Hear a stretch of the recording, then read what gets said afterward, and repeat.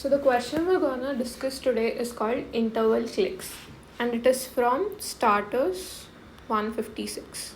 It is from the CodeChef contest starters 156, and the problem name is called interval cliques. So what is this question? In this question you are given n intervals. What is given to you is n intervals, I1, I2, so until In. Each of this interval, each of ij will have a range of Lj and Rj. So this indicates the left range and this indicates the right range. And this LJ/RJ represents that range contains all the real numbers. It contains all the real numbers from LJ to RJ. So if you take an example, if I tell you there's an interval called 1 and whose range Lj and Rj values are from 5 to 10, that means this includes all the numbers from 5 to 10, right? So these are the intervals given to us. It is guaranteed that none of the intervals are same.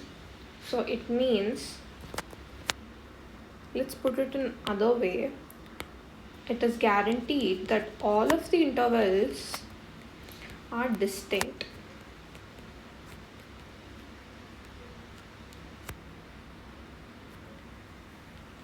So in this, according to the question, if there are n intervals and each intervals are having a left and right range, there will be a total of 2n ranges, and all of these 2n ranges are distinct. Now, our task is to construct a graph of n nodes. Our task is to construct a graph of n nodes, and we have two conditions given to us. The two conditions are such that there will be an edge between two nodes only if condition 1, there is at least one number such that it is contained in Ix but not contained in Iy. And the second condition is such that there is at least one number that is contained in Iy but not contained in Ix. If we understand this, let's understand this with a help of an example, right? So if I give you two intervals, one of them is 5, 6 and one of them is 6, 9. If you put them on a number line, let's put them on a number line. 5 will be somewhere here, 6 will be here, and it'll be 7, 8 and 9. So this is one interval, let's say this is Iy, and this is one interval Ix. Now Ix has two elements, 5 and 6, and Iy has three elements, 4 elements, let's say 6, 7, 8 and 9, right?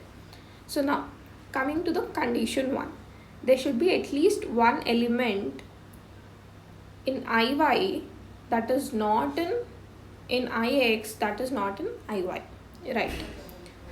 So if you take 5, 5 is in IX but not in IY, right? So this condition is satisfied. Now you go to the second condition. There should be at least one element in IY but not in IX. Now if you take an example of, let's take an example from IY. Let's take 7. 7 is in IY but not in IX. Now since we got at least one elements that satisfy each of these conditions, there can be an edge between these two nodes, right? So this is about the question. So in this question, what we are asked to return is the size of maximum clique. Clique is nothing but the largest group of nodes that are connected together, right? Let us take an example and see how we're going to solve this problem. Or let's see if we can find any patterns that will allow us to solve this problem. So if I take an example of 5 nodes, and let's say my nodes are 1, 9, 2, 4, 3, 7, 5, 6, 8, 10. For visualization, let me take these nodes. This is the left range and this is the right range of a node, right? So let us draw a number line and see how these look.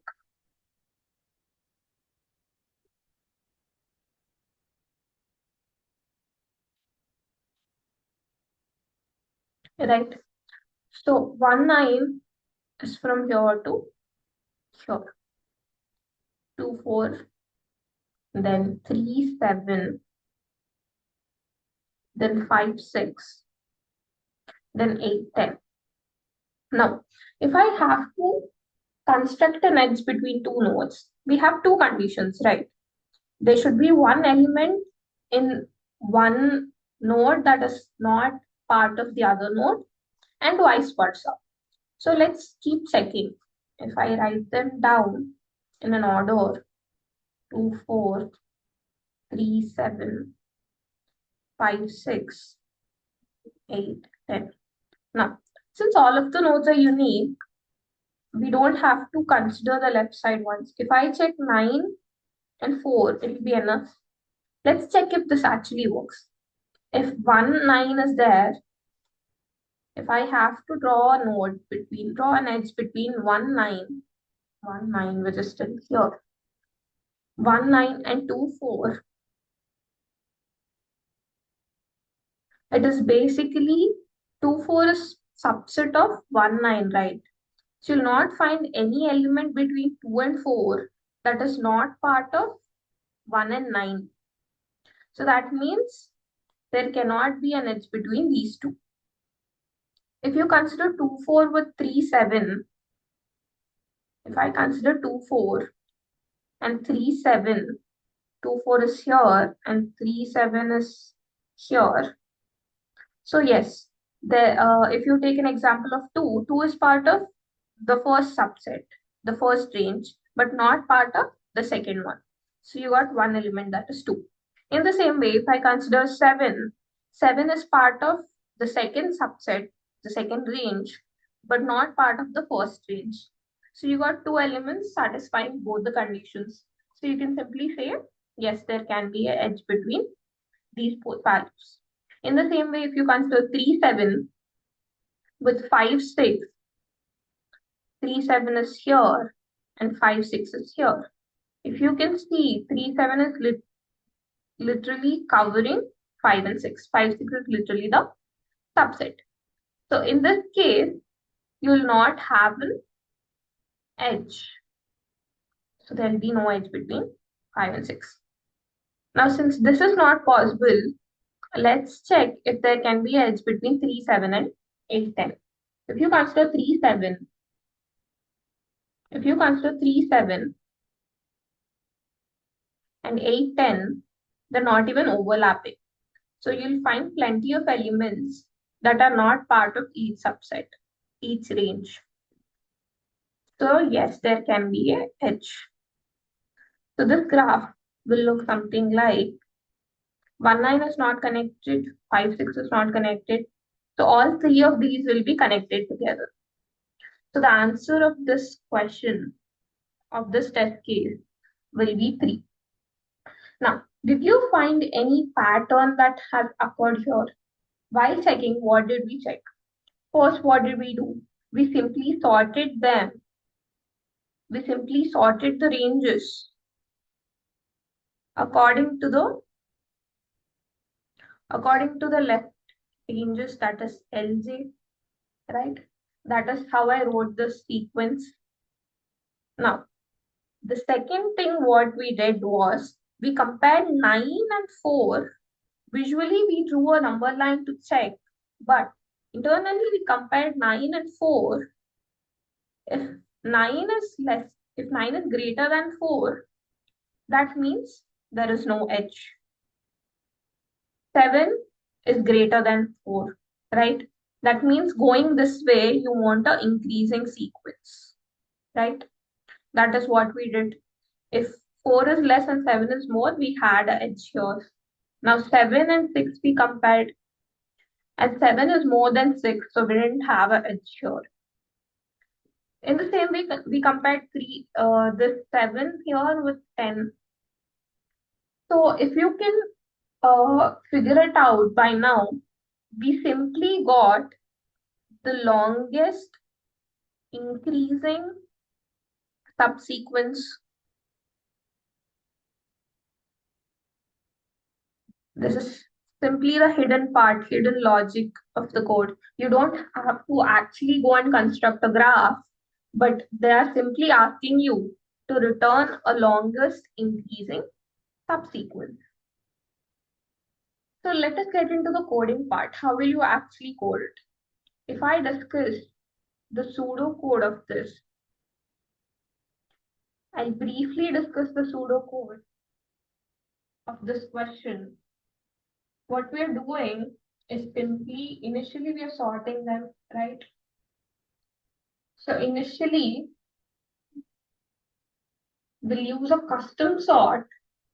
Initially, we'll read the input. We'll use a custom sort. Let's say in Java, you use collections.sort with a custom comparator. You basically give it a list uh, of A and B and ask it to compare them according to the ranges. Like if my A of 0 is not equal to B of 0, I'll simply compare them and return compare. I use a compare function simply, integer.compare. If they're not equal, I'll simply return the comparison of both of them, right? Else I'll simply check the other one, that is the R range. So I'll say integer.compare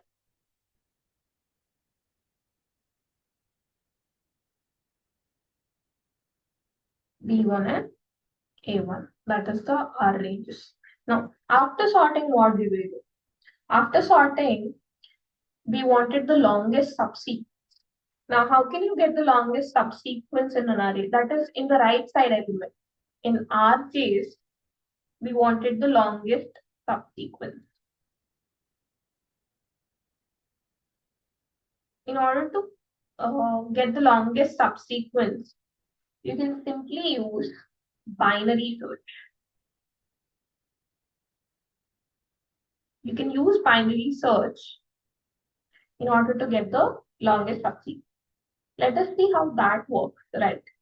If I have, let's take an example. If I have the example as 1, 2, 2, 3, 3, 5, 4, 4, and 5, 6.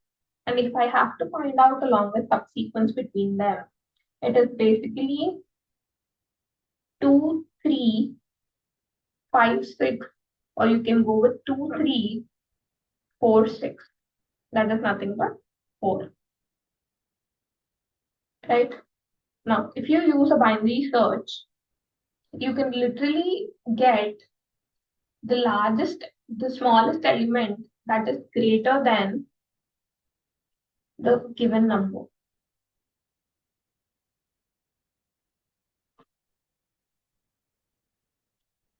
Greater than given number. Using binary search, you can get this. This is also called as seal, and you can also get this by preset. You have a pre-built functions in preset in order to get this. So how do we do this? Initially, we give it 2. We take an empty list and give 2. Since it cannot find 2, or it cannot find an element that is greater than the given number, the smallest element that is greater than the given number, it will simply add 2 to the list. You will simply add 2 to the list. Now, you go with 3. You don't have a smallest element that is greater than, so you simply add it to the list. Now you go with 5, and you don't have an element in the list that is greater than 5. Simply add it to the list. Now you go to 4. So what happens here is the smallest element that is greater than 4 is 5. So here 5 will be replaced by 4. And again, if you go with 6, there is no element that is greater than 6 here. So this here is your answer of longest subsequence of RJs. And this is what we are supposed to return. The length of the array is nothing but 4. So here the answer will be 4. If I talk about time complexity of this code, first we are sorting them, and then we are performing a binary search. The whole time complexity will be order of n log n, right? And if I talk about the space complexity, literally not using any extra space. So space complexity, but we did use this array. So the space complexity will be order of n, where n is the size of this array, right? Thank you.